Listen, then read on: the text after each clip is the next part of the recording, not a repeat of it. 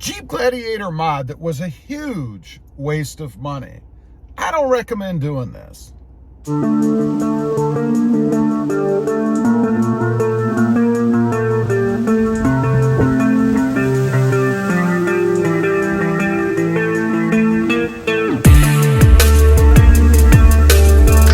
Well, good afternoon, everybody, and welcome back to Rob Motive JT.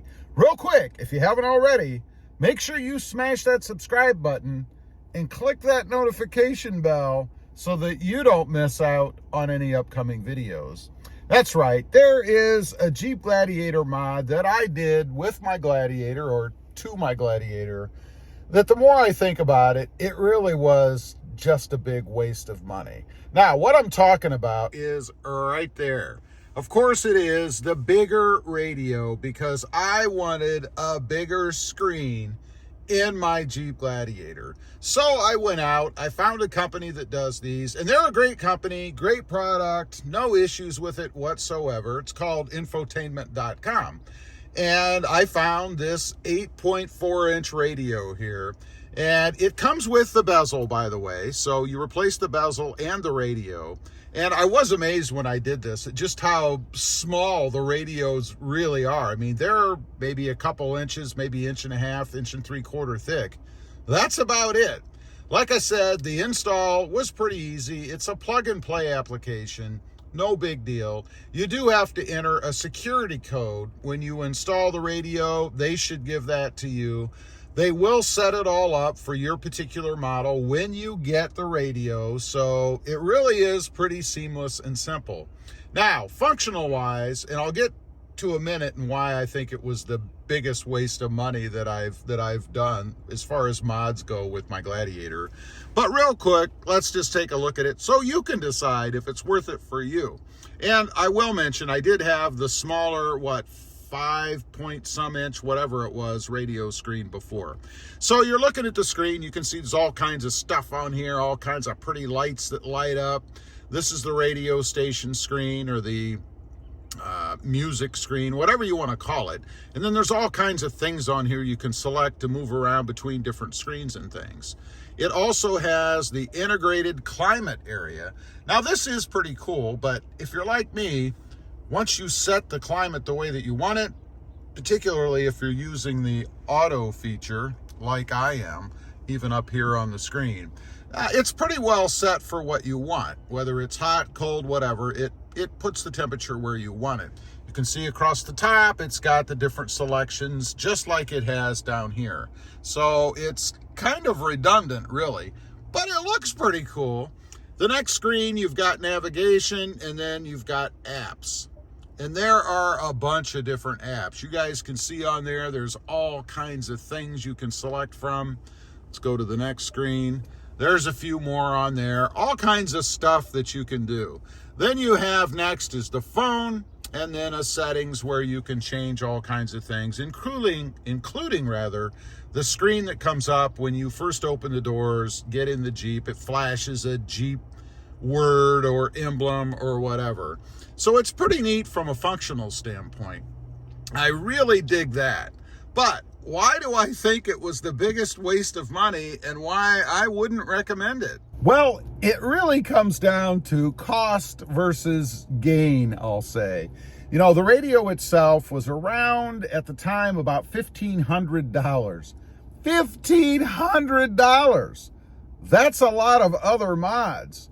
Now, you do have a trade-in value for your original radio. I was able to trade that in, and the way that it works, you give them all the information, then you buy the radio, and then they'll send you something, I believe it was along with the radio, to go ahead and send your other one back. It's all postage paid and stuff, so it doesn't cost you any more to do it other than finding a place to do it, and of course, your time in doing so. So I did that. I actually traded my radio off. It was, again, the 5-point-some-odd-inch, whatever the standard one was.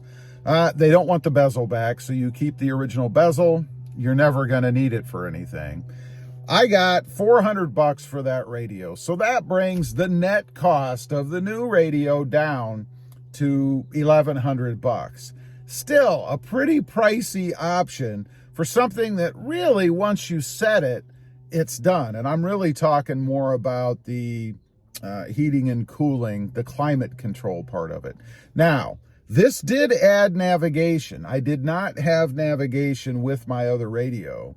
But the issue with that is unless you continuously update the navigation system, you know, those little chips that they want to charge almost $200 for, the little things you plug in, you're going to be out of date. You're going to be out of date as soon as they close or build the next road.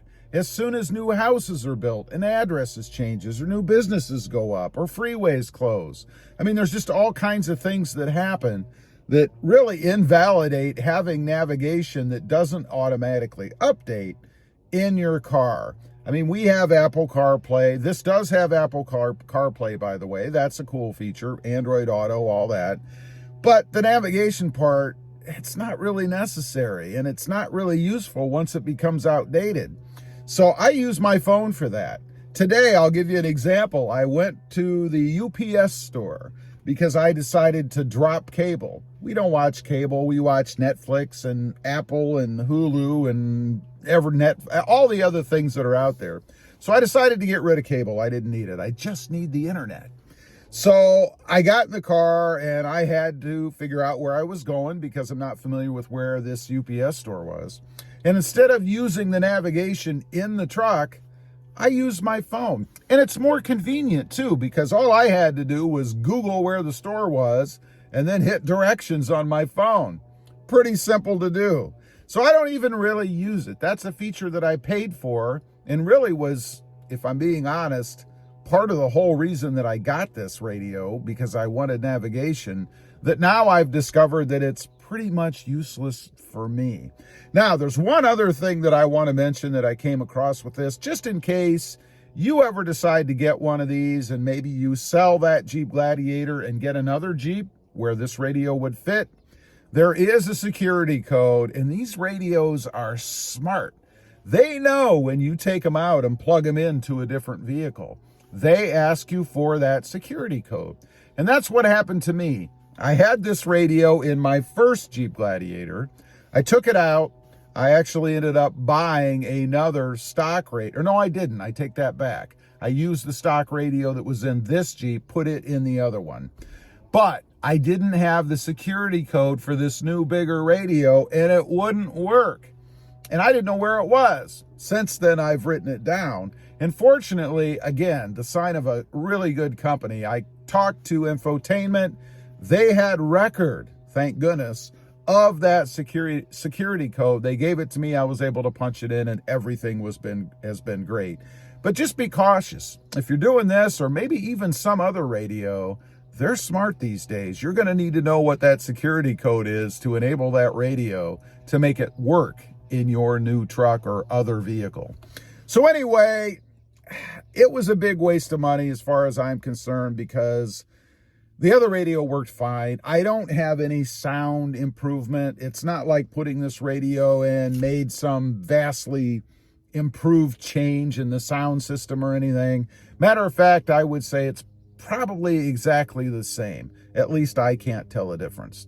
Anyway, I just wanted to get on here, kind of let you guys know what really the dumbest or most expensive mod that I did to my Jeep Gladiator that really wasn't necessary, and I wouldn't recommend doing it. Spend your money on other things if you're into modding. Don't spend it all on something like a radio that you're probably only going to marvel at once, and then it just becomes commonplace.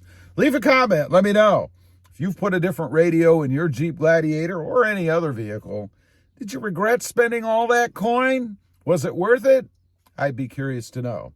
Also, real quick, again, if you didn't in the beginning, make sure you smash that notification bell and click that subscribe button so that you don't miss out on any upcoming videos. I do have 2 additional channels. Rob Motive, all about my 2021 Toyota Tacoma,